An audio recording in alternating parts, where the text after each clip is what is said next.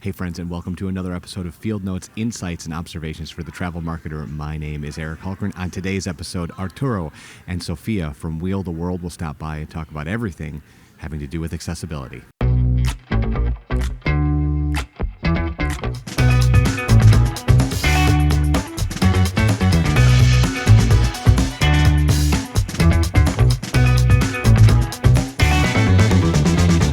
And as I said, my guests today, Sofia and Arturo from Wheel the World. How are you two? Excited to be here in Portland. Yes.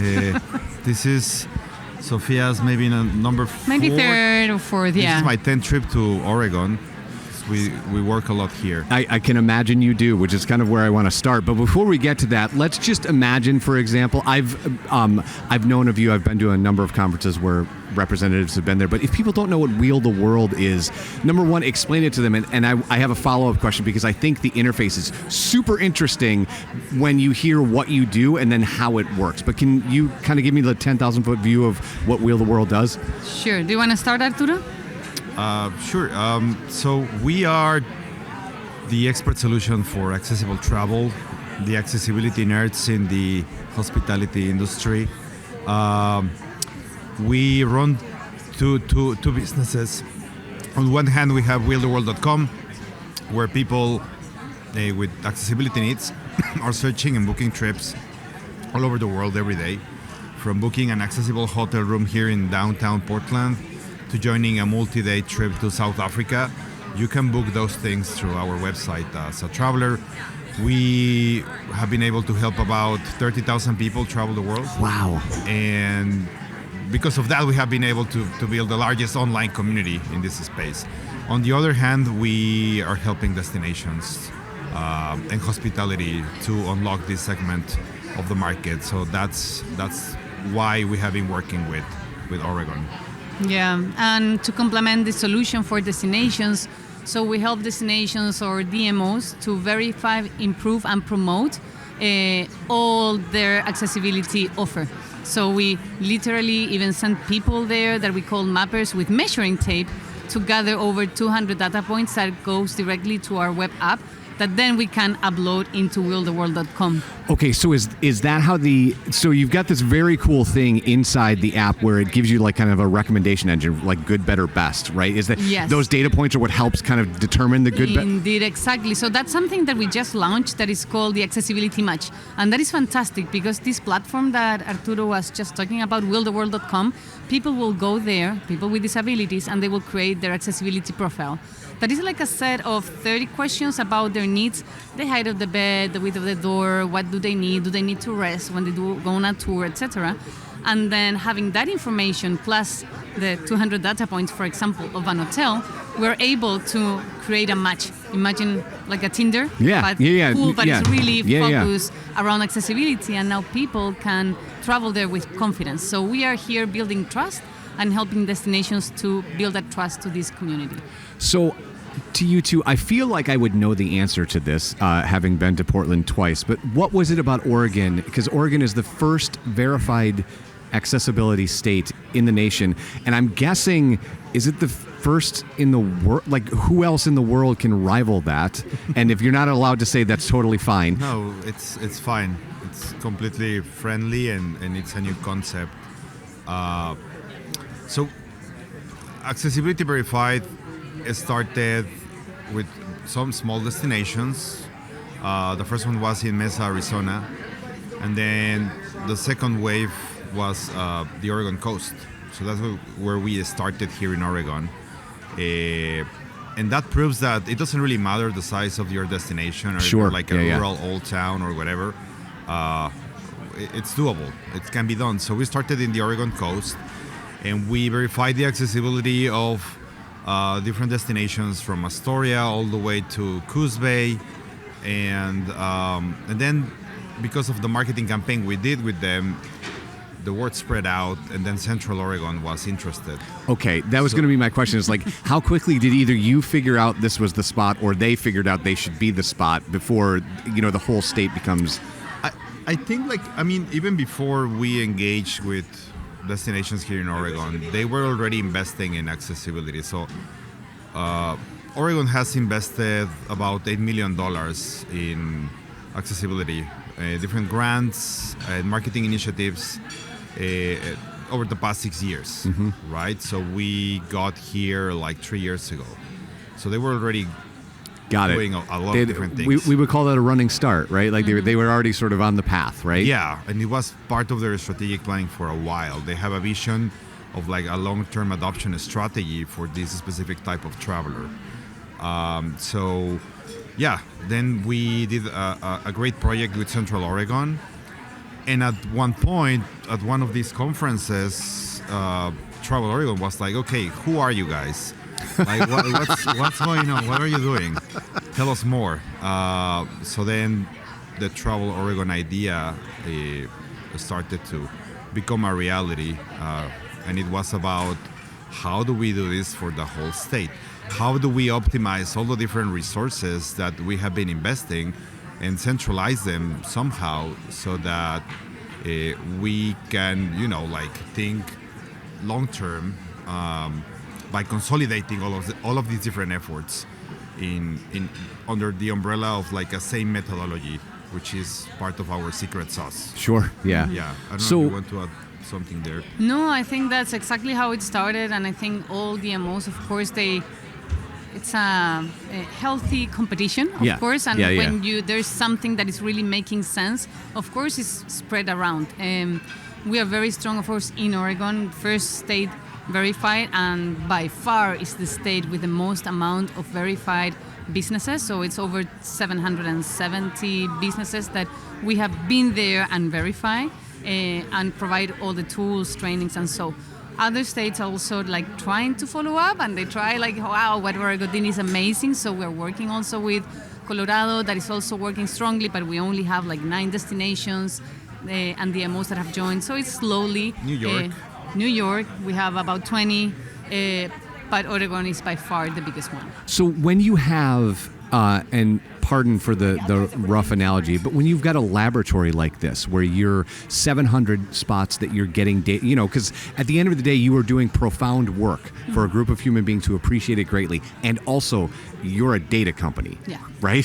So as a data company, number one, how great is it to have these things that you can boil down into kind of like a simple syrup and go to a Colorado or go to New York and go, it doesn't work for everybody in the same way, but this is how it works because we've got all of these data points to share with you. And I guess a follow-up question to that, handle these two how you'd like to. What's been the most surprising thing you've learned in the 3 years being in Oregon? So we're based in San Francisco, so there's a lot of tech stuff happening there, and you go to happy hours, networking events, and we share what we do, and we hear questions like, oh, that's amazing, like what database or API are you using to pull all of this accessibility information or data from? And it's like the real world. You're like, humans, have you heard of them? You can try and get the data directly from them. Yeah, so that's why we have a little army of mappers getting all of this accessibility information, data, and pictures. And at this point, I mean, I don't have a way to prove it, but most likely we own the largest accessibility database for hospitality in the planet. Reason to that, for example, lately agents and LLMs are coming to our website to check all of this public information and data that we have, and somehow organically we became the authority when it comes to like planning things for accessible travel.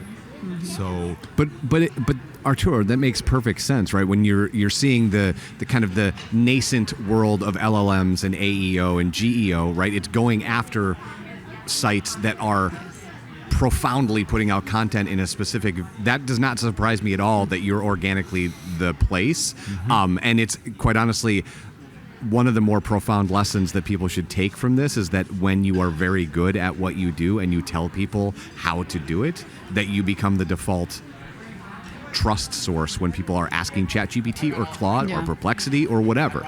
Exactly, and it's impressive because all the AI thing like just started a year ago. Wow, it's strongly like that. So for most consumers, right? For most consumers, a year ago, we have been doing this for so many years that at the end, we are totally like a trustable source, and that's what also we are sharing with DMOs. Like in this moment, it's so important that we gather this accessibility information because it's nowhere else. And as people changes the way on how they search their trips, it's so important that you have this information because people is not going to go anymore probably to your website. They're going to be using all these other mechanisms, and we need to feed this mechanism the data. Yes. Nowhere else. The way that I've been saying is your website is now the least important part and the most important part at the same time. The consumer is not going to go there, but machines are. So you have to have a robust database of data points to become the trusted source. So when they go to ChatGPT, you are the one that arrives there. Exactly. And one of the things that we offer to our DMOs and the partners is that every verified business that we map, we have a small API that they can consume. And it's exactly, this is the purpose, what you're saying. We don't care if the booking happens at willtheworld.com. Sure. It will be fantastic, but we need people to travel and we need to spread the word around. Because that's exactly the problem that we're trying to fix. People with disabilities are not traveling because it is a booking problem. The technology is there.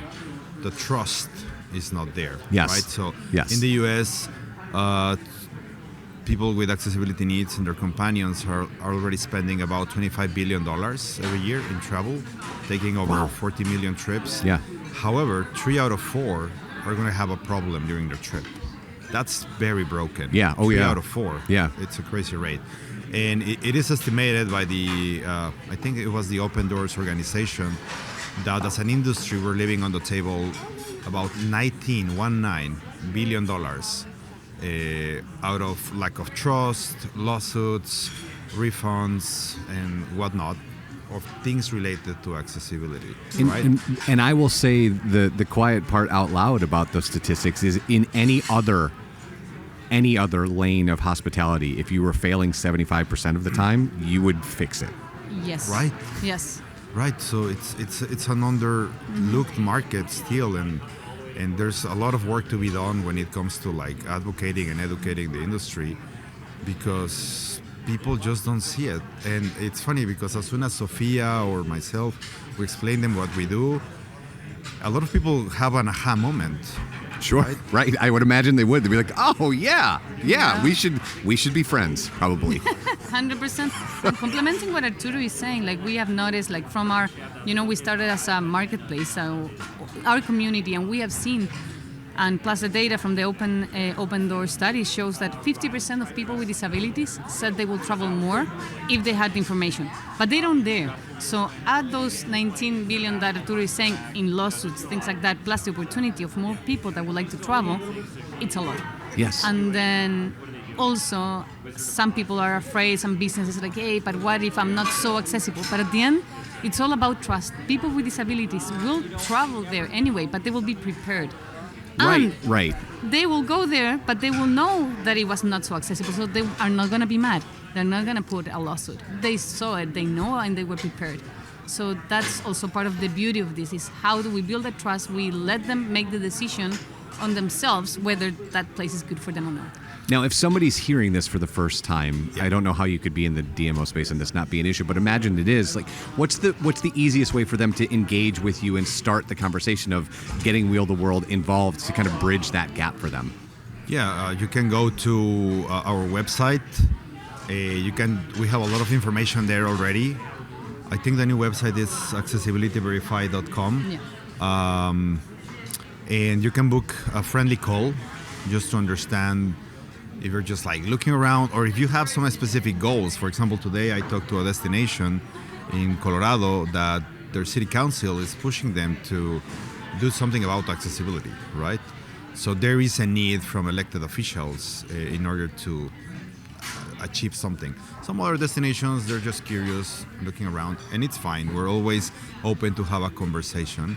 And you also asked about like the learnings that we had over these past 3 years here in Oregon, and it's been great to build this all of our technology based on the feedback of our users, DMO executives and hospitality professionals, and so we have been actually building it up with their own feedback throughout the past 3 years.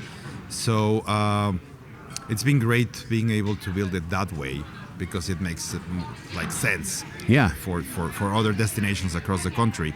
And the other thing is that this is we also learned how to use the right terminology, because people freak out when they hear ADA, lawsuit, liability, and those kind of things.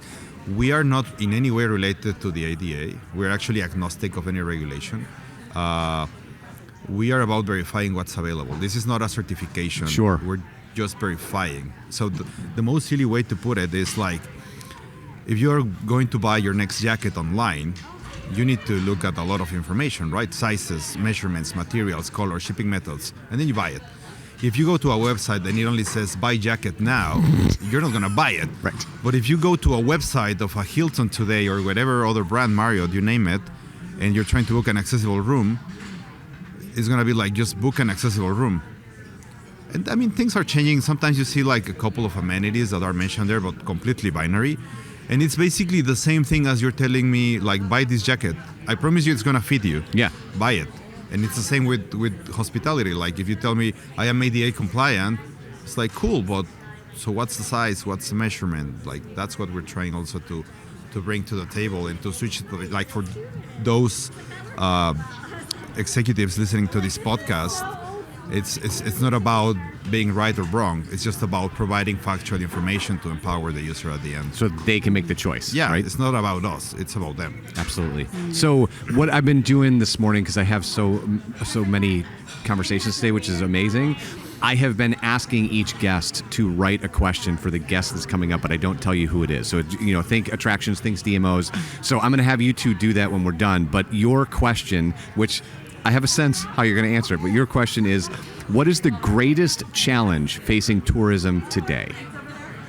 Which I feel is tailor-made for the two of you to answer, even though they didn't know you were coming up. Greatest challenge. As we Will the World, I am going to say that accessibility, it is a huge challenge because we are not getting any younger. This is something that accessibility is something that affects currently 15% of the population, and then when you add their family, their friends, companions, it's like The baby boomers. The baby boomers, yeah. It's a 30% of the world that Wow. is currently living with this situation. So this is huge. We have seen in data that people requesting assistance in airports is increasing 18% year over year. So the opportunity is here. This is a huge challenge that we all need to address now. And accessibility, just to have in mind, is not a one-time thing. It's not about us verifying one time and leaving. This is a journey that we all, as destination, as businesses, needs to work every year. This is a constant. If we want to change the mindset of businesses, of people, of everyone that we work with, we need to do something now and work every year towards this to help people with disabilities travel. We're trying to switch the narrative based on the political context, especially here in the United States, from diversity and inclusion aspect. Because, yeah, there's that part, but at the end of the day, the numbers that Sofia just shared are big enough to look at it as a marketing growth opportunity, period. Like, if you don't see it, then maybe you should relook at your growth priorities, because there's very little action here. The market is there. This is a highly sticky customer, and this is a high value visitor compared to other ones. Because I would imagine with what you said was how difficult it is to get the information is once they go to a place that provides that information and provides the experience and they don't have a 70% fail rate, that they go back again and again or look for places that are similar to the place Exactly. Yeah. And they usually are okay on going all the time to the same destination. So once you grab them, they stay. And the word of mouth is super strong in these customers. Sure. So it's so important that we keep on capturing this. And this customer is super important that we pay attention and that we support with tools for them to plan. Awesome. And talking about the word of mouth, like one afternoon, like 2 years ago, after a few beers, one of our marketeers came up with the idea of opening a Facebook group. There were others already there. Yes. So we started doing ours, and it went crazy. Like, now we have about 42,000 members. Wow. All of We're the them are biggest one. manually. Yeah. This is the largest one in the world, I think, in Facebook. And it went crazy. Like people are exchanging good and bad experiences all over the world, and the threads are just insane, like hundreds of comments, and people are just very passionate about sharing what they experience, because that's in a way helping others to dare to travel the world. Which it is a big, like at the end of the day, we're in hospitality, and I personally believe that travel has a transformative power in your life. And I don't have like the recent stats, but at some point, like 50% of our users were traveling for the first time in their lives. Oh, wow. And it's a game changer. Like some of them get just like addicted to it, Yeah. and they're Yeah. just like on the go, looking for the next trip. But it's also interesting to read their emails or comments on how just like what some other people might think like, oh, that was a normal trip, it was okay. For those that are doing it for the first times in their lives, it's so transformative. And I Awesome. believe the world needs more of that transformation to No doubt, my have friend. more empathy No and doubt. sensibility. Yeah. Arturo, Sofia, thank you so much for the time. Enjoy the conference. Thanks so much. Thank you so much Bye-bye. for having us.